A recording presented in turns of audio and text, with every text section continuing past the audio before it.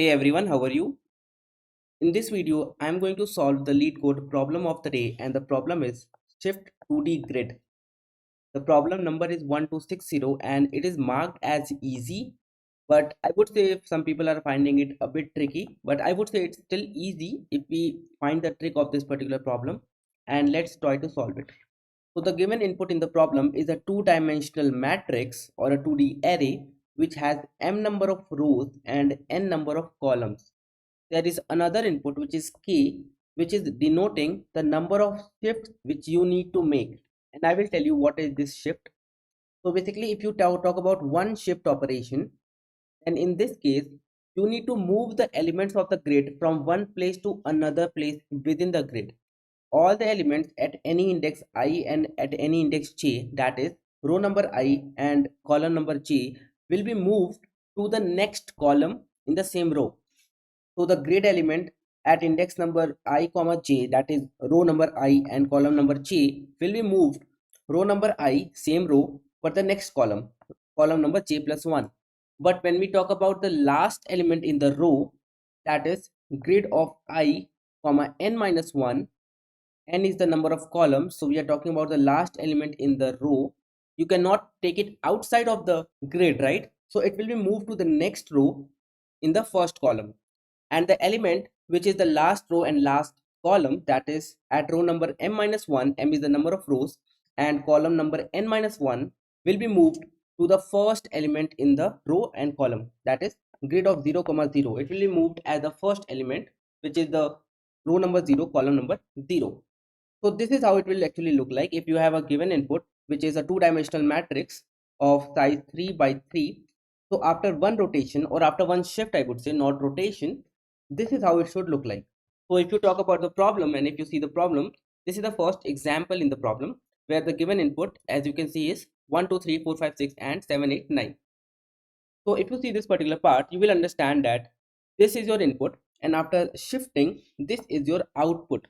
So what's exactly happening here is, if you just talk about one element, let's talk about one. It is at index number 0 comma 0, which is 0 number of row, 0th column. So 0 comma 0 will move to 0 comma 1. This is 0 comma 1. 1 has moved to this place. 2 will be moved to the next place, which is this one. 3 would be moved to the next place, but we do not have it, so it will actually be moved to the next row, first column. So 3 has moved here. Talking about 4, it will move at the next place, this is 4. 5 will be moved to the next place, this is 5. 6 will be moved to the next place, but we do not have anything. So according to the second rule, this is the second rule, it should be moved to the next row, first column. So we have 6 here, then 7 will be here, 8 will be here, and this 9 is the last element in your grid. The last column, last row, will be moved to the first column, first row. So this is how the shifting is working on. Now if we have to shift two times, when the value of k is equal to 2, you have to do the shifting operation two times. After one operation, this is how it looks like. After the next operation, the second operation, because you have to do the shifting operation two times, this will be how it will look like. 9 will move to the next place. Here we have 9, then 1, then we have 2 to move to the next row, then 3 here, and 4 will be here. So we have 3 and 4. 5 will go at this particular place, so 5 here. 6 7 will go to the next element, 6 7, and then this 8 will move to the first element, 8, and this 9 will move to the next one, it is 9. So it is pretty simple to understand, right? Every elements are just moving. If this is your grid and you perform the shift operation, so all the elements are just moving like a snake to the next element. You have a snake which looks something like this, and all the elements are just moving next, next, next, next, next. And if they do not find a place in the next, they just move in the next row. If there is no next row, it moves to the first row. So they are just moving by one in the right hand side, all right? And the element which is at the last is coming at the first. Now if you try to solve it just by having a grid and try to applying a logic, it is getting a little bit complex, and then people are actually complaining that this is not easy. It has to be at least medium, which is fine. But if you imagine it not like a grid but like an array, you will be able to solve it easily. And why should you even think about array is because the elements are connected to each other. They are moving in a straight line. All the elements are moving in the straight line for every shift operation.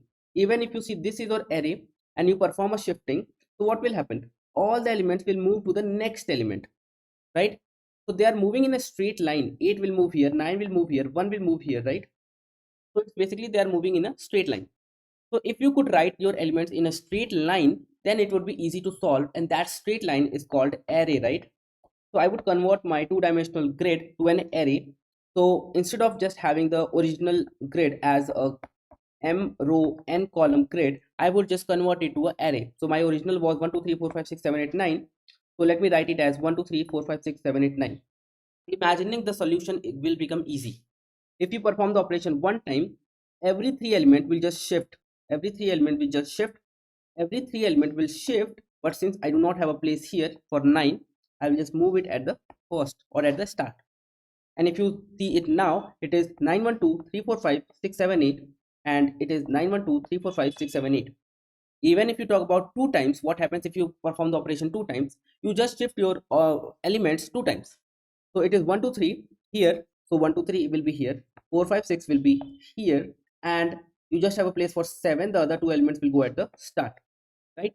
So this is how the shifting is working on. And now if you will see, we have 8 9 1 2 3 4 5 6 7. We have 8 9 1 2 3 4 5 6 7.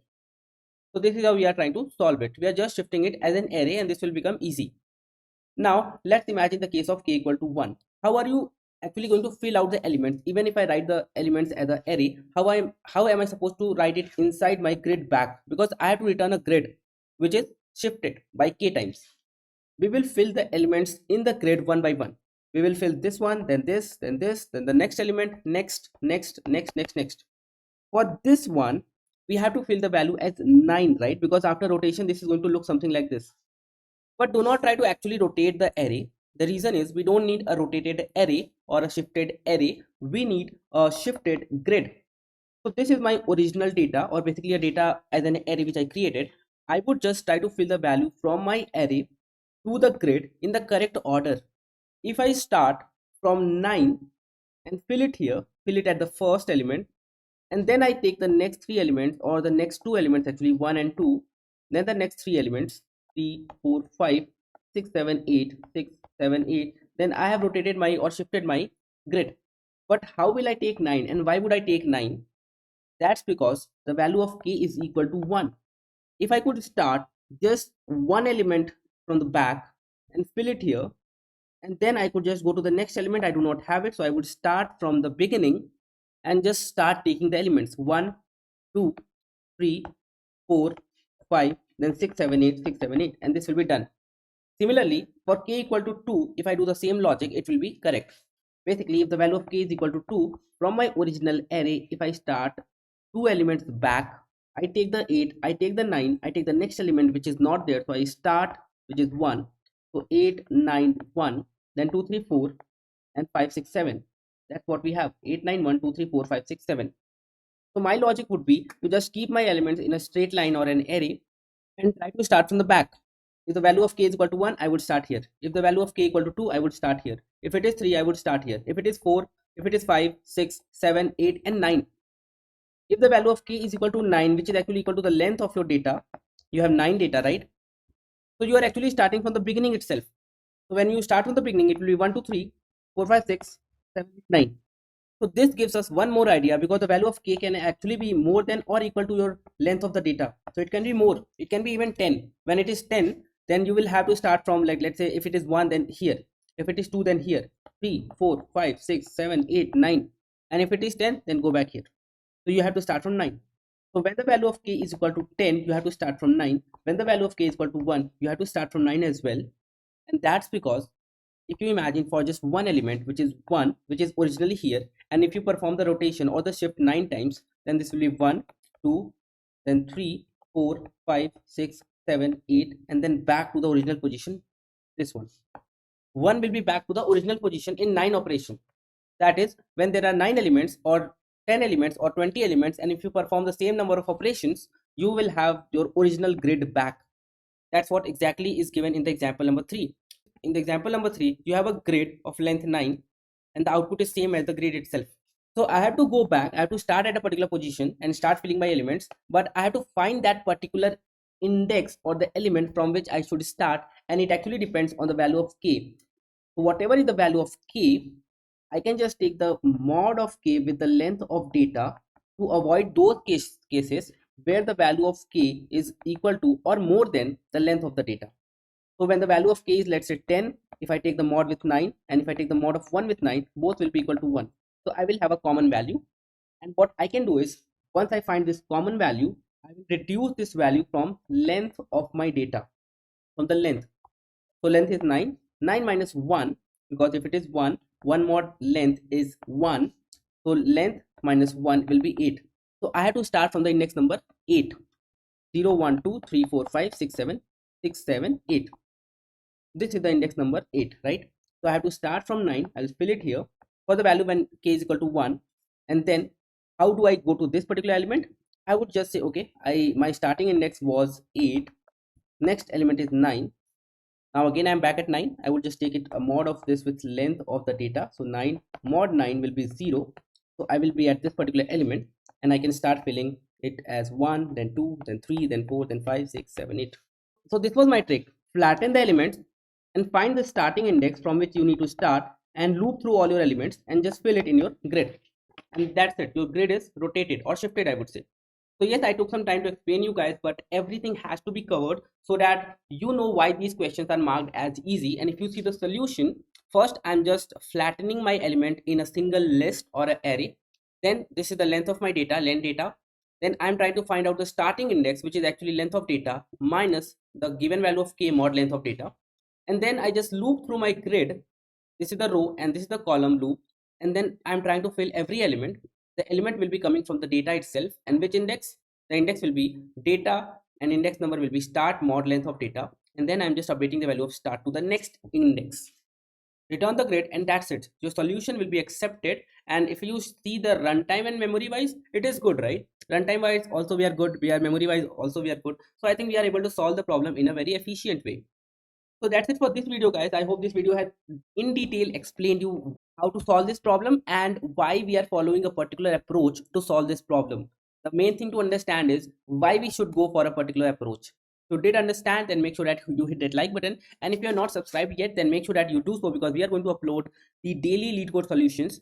So it will be helpful for you if you are preparing your DSA questions or if you are preparing your LeetCode questions. So it will be helpful. So thank you for watching this video, guys. I will see you guys in the next video.